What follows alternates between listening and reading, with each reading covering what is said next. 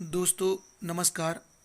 आज हम बात करने जा रहे हैं इतिहास, संस्कृति एवं पुरातत्व के मर्मज्ञ डॉक्टर वासुदेव शरण अग्रवाल जी के जीवन के बारे में, उनकी प्रमुख रचनाओं के बारे में, उनके द्वारा किस तरह से हिंदी साहित्य की सेवा की गई, सारी जानकारियां हम आपको उपलब्ध कराएंगे। लेकिन इससे पहले यदि आप इस चैनल पर नए हैं और आपने चैनल को सब्सक्राइब नहीं किया तो प्लीज़ चैनल को सब्सक्राइब कर लें, जिससे कि मेरे द्वारा जो भी वीडियो अपलोड किए जाते हैं वो आप तक पहुँचें और बहुत सारी प्रतियोगी परीक्षाओं के लिए जानकारियां आपको उपलब्ध हो सकें। दोस्तों, डॉक्टर वासुदेव शरण अग्रवाल जी का जन्म हुआ था लखनऊ के प्रतिष्ठित वैश्य परिवार में सन 1904। काशी हिंदू विश्वविद्यालय से स्नातक होने के बाद आपने लखनऊ विश्वविद्यालय से एमए, पीएचडी और डीलिट की उपाधियां प्राप्त की। आप काशी हिंदू विश्वविद्यालय के भारतीय महाविद्यालय में पुरातत्व एवं प्राचीन इतिहास विभाग के अध्यक्ष और आचार्य भी रहे। आप देश की अनेक सुप्रतिष्ठित संस्थाओं के अध्यक्ष रहे। वैदिक साहित्य, दर्शन, पुराण के अन्वेषक, हिंदी साहित्य एवं पुरातत्व के इस प्रकांड विद्वान का देहावसान सन 1967 में हुआ। दोस्तों, इस तरह से इनके जीवन के बारे में जानकारी हुई। अब बात करते हैं उनकी रचनाओं के बारे में। डॉक्टर वासुदेव शरण अग्रवाल की जो रचनाएं हैं उनको निबंधों में, समीक्षा में, सांस्कृतिक और संपादन, अनुवाद के भागों में बांट सकते हैं। तो सबसे पहले बात करते हैं निबंध। उनके निबंध संग्रह कौन कौन से थे? तो उर्ज्योति, माताभूमि, पृथ्वीपुत्र, वेद विद्या, कला और संस्कृति, कल्पवृक्ष, बागधारा आदि इनके निबंध संग्रह हैं। इसके बाद उन्होंने किन विषयों पर समीक्षाएं की? तो मैं बता दूं कि मलिक मोहम्मद जायसी के पद्मावत, जो बहुत प्रसिद्ध अवधी भाषा का महाकाव्य है, और कालिदास के मेघदूत, संस्कृत का काव्य है, मेघदूत की संजीवनी व्याख्या आदि के नाम से की है। तो इनकी समीक्षाएं पद्मावत और कालिदास के मेघदूत पर हैं। सांस्कृतिक उसमें पाणिनि कालिद, भारतवर्ष, भारत की मौलिक एकता और हर्ष चरित्र एक सांस्कृतिक अध्ययन पर भी इन्होंने लिखा है।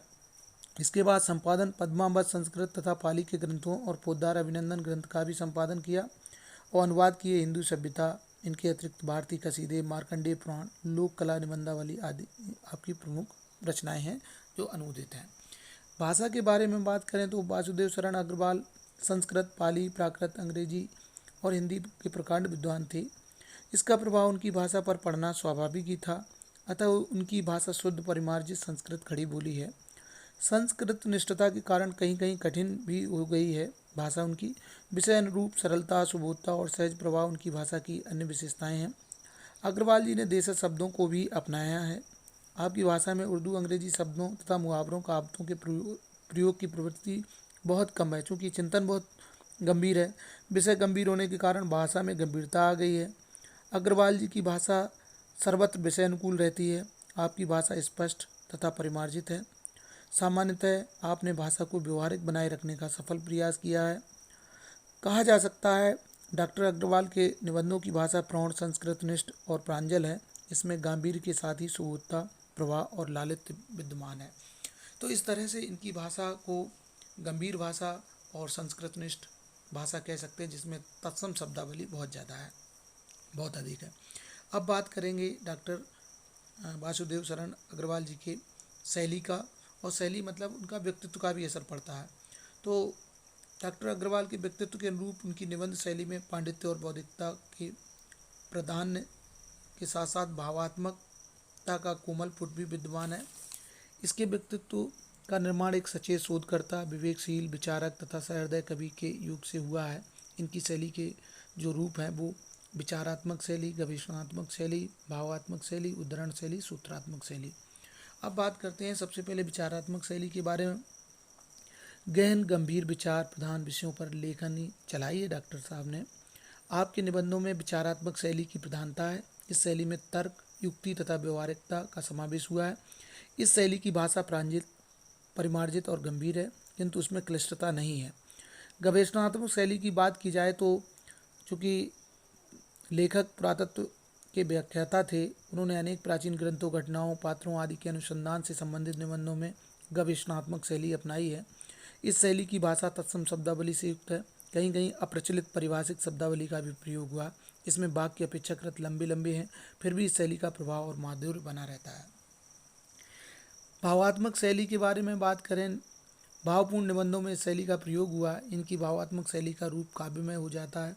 उनकी इस शैली की भाषा में अलंकारिकता का बाहुल्य है। इनके निबंधों में अनेक स्थानों पर सरदार पूर्ण सिंह की भावात्मक धारा शैली का स्मरण हो आता है। संस्कृत के विद्वान डॉक्टर अग्रवाल के निबंधों में संस्कृत के उद्धरण देने की प्रवृत्ति बहुत अधिक मिलती है। अपनी बात की पुष्टि के लिए वे संस्कृत के कथनों, श्लोकों आदि के उद्धरण स्थान स्थान पर देते हैं।